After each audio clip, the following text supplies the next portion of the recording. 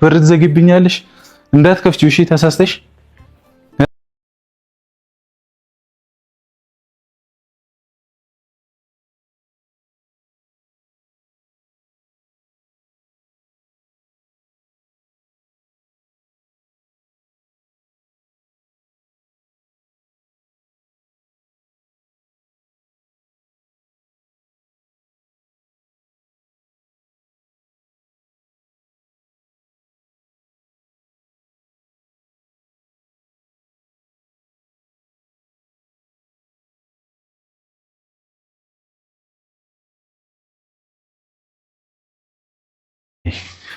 ይኸው ብሉ።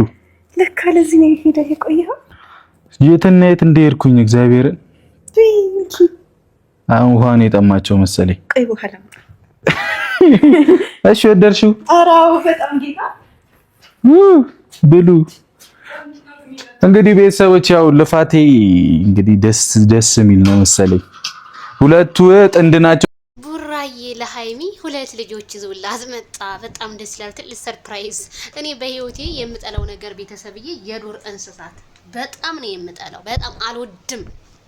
በቃ ምንም አይነት እንስሳት ይሁን በህልሜ ነው የሚመጣብኝ ቤተሰብዬ። እንደው ሃይሚዬ አሁን እንደዚህ እያየሽ እንደው እንቅልፍ ይዝሻል ቤተሰብዬ። ብሩኬ ግን ትለያለህ። ለጥላት ለወዳጆቿ እንደዚህ አስደስታት፣ ሰርፕራይዝ አድርጋት። ሃይሚዬ ብዙ ጊዜ አበባ ነው የምትወደው፣ አበባም ስጣት።